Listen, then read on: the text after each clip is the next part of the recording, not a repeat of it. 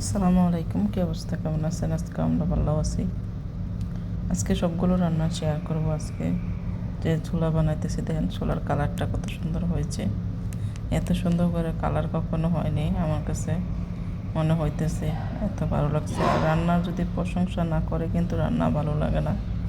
দেখেন ছোলাগুলো উঠে গেছে। আর এদিকে আমি ক্যাপসিকাম যে মরিচটা আছে ওইটা কিন্তু আমার বেশ পছন্দ। ওই মরিচটা কিন্তু আমি ভালো করে ফ্রাই করি। এটা খাবারের জন্য অনেক ভালো লাগে আমার কাছে, সবই পছন্দ লাগে। মরিচটা অল্প একটু ঝাল থাকে। আর এদিকে আমি আলু পাকোড়া বানাচ্ছি। আলু পাকোড়া, যদি আলুগুলো ভালো করে স্লাইস করে কেটে একদম মশলা দিয়ে ঝাল ঝাল করে একটা আলু পাকোড়া বানাই, যেহেতু মাঝে মধ্যে খাইতে কিন্তু ঝাল। এখন কিছু আজকে ভাজা পোড়া হচ্ছে, কিন্তু ভাজা পোড়াটা খাওয়া কিন্তু ঠিক না। তারপর আমরা মুখের রুচিতে, টেস্টের জন্য, স্বাদের জন্য খাই। এটা স্বাস্থ্যসম্মত না একদম। তারপর আমরা মন চায় কী করব, এটা না হলে আমাদের মাঝে মধ্যে চলে না। আদিকের পাকোড়া দেখেন এত সুন্দর হয়েছে, কালারটাও সেরকম হয়েছে। আর আলু পাকোড়া। আর এদিকে আমি একদম ছোট মাছ, যে কাসকি মাছ রান্না করতেছি। দেখেন কালারটা এত সুন্দর হয়েছে। আলু দিয়ে কাসকি মাছের ভুনা অসাধারণ হয়েছে। যা একদম শুকনা শুকনা করে জোড়া করে রান্না করেছি। খেতেও মজা হয়েছে গরম গরম ভাতের সাথে। আলহামদুলিল্লাহ অনেক টেস্ট হয়েছে। কাসকি মাছের চচ্চড়ি রান্না করলাম। আর এদিকে আমি মুরগির, এটা হচ্ছে হাঁসের মাংস। যেহেতু অনেক দিন পর শীত পড়া শেষ হয়ে যাচ্ছে, তখন বললাম যে একটা হাঁসের মাংস নিয়ে আসতে, তাই মার্কেট থেকে নিয়ে আসলাম হাঁসের মাংসটা। আর এদিকে আমি মশলা কষিয়ে নিয়ে হাঁসের মাংসটা দিয়ে দিলাম। এই যে দেখলাম একদম চামড়ার মধ্যে অনেক তেল, একদম পরিষ্কার করা ছিল। যেহেতু এখানে ফ্রোজেন জাতীয়, এটা কিন্তু তাজা না, ফ্রোজেন করা ছিল। তারপর বাসায় এনে আমি ভালো করে কেটে ধুয়ে পরিষ্কার করে নিলাম। পরিষ্কার মানে করা, ওই ভালো করে ধুয়ে নিলাম। আর এদিকে চামড়া একদম ভালো ছিল, তেল চামড়ার মধ্যেও। কিন্তু দেখেন কত সুন্দর হয়েছে রান্নাটা, এত মজা হয়েছিল। আমি কিন্তু এই প্রথমেই রান্না করলাম হাঁসের মাংস, তারপরও দেখি যে অনেক ভালো হয়েছে আলহামদুলিল্লাহ। এটার সাথে আমি চুই ঝাল দিয়েছি, যেহেতু চুই ঝালটা দিলে ঝাল ঝাল হয়। যে তারপর হাঁসের মাংস একটু ঝাল না হলে ভালো লাগে না। আর হাঁসের মাংস তো তেল বেশি, তাই তেল উঠতেছে। যে চামড়া, মোটা চামড়া ছিল একদম, ওই চামড়ার মধ্যে তেল। চামড়াটাও খেতে কিন্তু ভালো লাগে।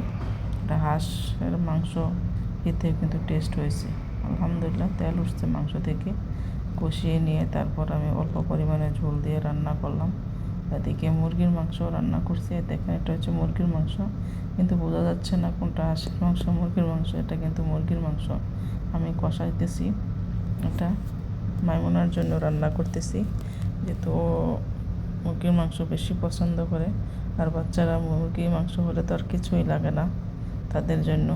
অসাধারণ। আর এদিকে রান্নার মধ্যেও প্রস্তুতি হয়েছে। আর এদিকে দেখেন মুরগির মাংসটা হয়ে গেছে আমার। আর তারপর হাঁসের মাংসটা হয়ে গেছে। এটা হচ্ছে হাঁসের মাংস হয়ে গেছে। রান্নাটা একদম পারফেক্ট হয়েছে। আর একদিকে মুরগি আমি ভালো করে কেটে পরিষ্কার করে ম্যারিনেট করে নিয়েছি, যাতে এটা ফ্রাই হবে। কিন্তু আমি যেভাবে বলেছি ওভাবে ফ্রাই হয় না বেশিরভাগই। আমি তো আস্ত লেগ পিস নিয়েছি, এই লেগ পিস দিয়ে কিন্তু আমি ফ্রাই করে একদম, মানে তেল ছাড়া ভালো করে খাবো। এই জন্যই আমি ভালো করে নিচ্ছি, ম্যারিনেট করে কমপক্ষে 6 ঘন্টা রাখলাম আমি এখানে। 6 ঘন্টা রাখার পর একদম মশলা একদম কষি হয়েছে। আর এদিকে দেখেন আমার হাজব্যান্ড বলতেছে এখানে নতুন করে এরকমভাবে দিয়ে ভালো করে রান্না করতে, চিকেন ফ্রাই করতে। এটা ডুবন্ত তেলে দেওয়ার জন্য তাই দিলাম। রান্নাটা কিন্তু অনেক টেস্ট হয়েছে। সবাই ভালো থাকবেন, দোয়া করবেন। আর এদিকে আমি রান্নার জন্য প্রস্তুতি হলাম, তারপরে দিলাম